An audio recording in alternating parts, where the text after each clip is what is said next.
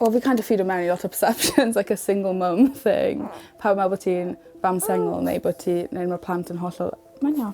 Neu mae'r plant yn hollol yn plant a pethau fel yna. Sydd yn wir. Fi'n meddwl prime example o hwn yw mam yn cerdded rownd yn dal Arthur yn Sainsbury's a wedyn dyma'r fenyw yma dechrau chat o hi ynglyn â Arthur a pa mor cute o dde.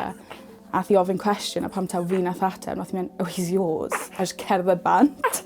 A oedd fel, unwaith oedd hi'n gwybod taw fi oedd y fam, a bod fi'n fam ifanc, oedd fel, dyna fe, oedd y sgwrs dros, oedd dim diddordeb pellach gyda hi. Gafodd Arthur i eni pan o'n i'n 21, a o'n i'n student yn ail flwyddyn fi o coleg.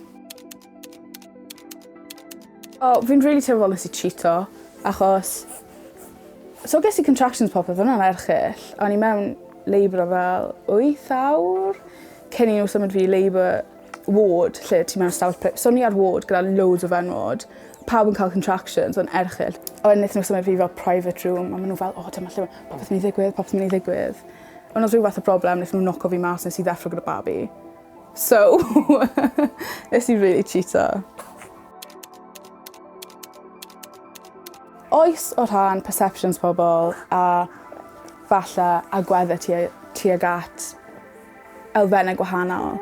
Ond ar wahân i hynny, fi'n meddwl bod pawb dal fel... Mae pawb yn teimlo bach fel bod nhw'n... I don't know. Wastod ofn meso fel lan. A fi'n cael y sgyrsau gyda'r mam arall. A maen nhw gyd ofn meso plant nhw lan hefyd. So ni gyd gyda'r un kind of fears a'r un pryderon. Ond fi jyst lot o fancach. Ni gyd yn yr un cwch, os ti yn dy 30 neu 40, mae pawb yn trio gweithio allan wrth i ti fynd ymlaen.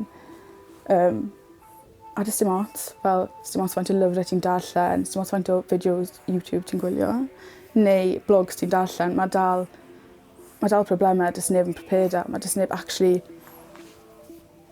Dys dim unrhyw fath o preparation ti'n gallu neud er mwyn bod yn rhiant. Dys dim ots beth yw'r oedi, really. OK. Fi'n meddwl bod fi wedi ffeindio unrhyw beth yn anodd so far ar wahân i perceptions pobl. Neu falle pawb eisiau gwybod popeth trwy'r amser, pawb meddwl bod nhw'n entitled i wybod popeth. Ar wahân i hynna, fi'n bod yn fab. Bydd pawb all yn neud y school runs yn ei 40s a ble ar cruise rhywle. A hefyd bod digon ifanc bod ni'n mynd i tyfu lan mewn ffordd o mynd ar holl anturiaethau yma gyda'n gilydd. Like, ni'n mynd i deithio a pethau. Si falle, ti'n methu neud ti'n cael plentyn yn dy 40s neu 50s i ti. Wel ti yn, mae lot llai hwyl.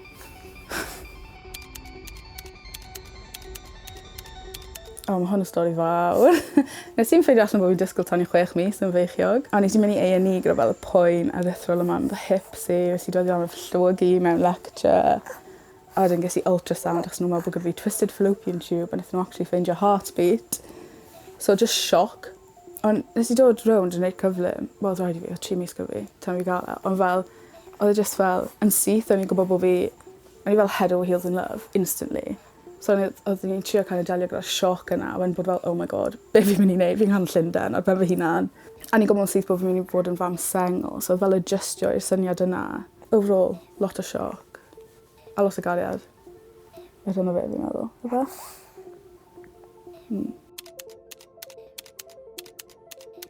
Nath pawb crio lot, a wedyn nath ffeindio fi gyd instantly fel prynu like, tiny shoes iddo fe. O'n i ar y ffôn pan nes i ffeindio allan gyda mam. So ti'n oedd dim hesitation weid wrth i wneud y beth. A di, oh my god, ti eisiau fi dod lan? A ni fel, na, mae gyda fi lecture fori. Na i ddod lawr wedyn. A it's just kind of dod adre. A nath pawb adjustio i syniad reit gyflym. Nes i wedi mam gi a fi jyst chwerthin am ages. Oedd hwnna bach yn alarming. Na, dim o'n gwbl. Pan o'n i feichiog, achos bod fi'n student, ni ddim yn eligible am unrhyw fath o fel financial support. Achos bod fi wedi bod yn gweithio 0 hours, achos o'n i student, fel oedd dim o'r cwmnïau ni wedi bod yn gweithio am yn rhoi unrhyw cymorth chwaith. So fel yn ariannol, os o'n i ddim yn y sefyllfa o'n i lle oedd rhieni fi'n gallu helpu allan, so ni wedi bod yn completely fucked. Na, achos fi'n mynd nôl blwyddyn nesaf, fi jyst i fel suspendo studies fi am blwyddyn, tra bod ni'n kind of adjusto. Falle bod yn bach o upbringing unconventional. Ond, fi dal yn neud lot o pethau o'n i'n neud o'r blaen, just gyda babi, fel ni'n mynd i festivals blwyddyn nesaf. Na, fi rili ddim yn teimlo bod wedi colli allan ar unrhyw beth. Fel eisiau allan dyn o'r blaen. Nes i dal cael night out reit dda. Nes i dal gael fy ffrindiau i gyd. Ond, des i adre, a ges i cwtch i'r gwely gyda fel fy hoff berson i ar y planed, oedd yn bril. Yeah, okay.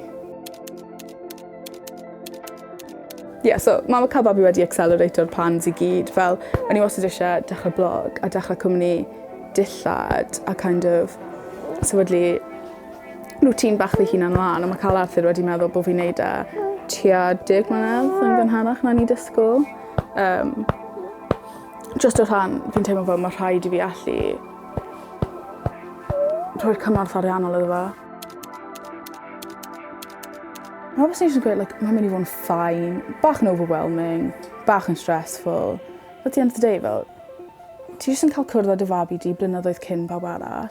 Fi wastad yn meddwl o rhan fel, fi'n cael gwario significantly mwy o amser gyda Arthur na os o'n i wedi cael pan ni'n 30 neu'n 40.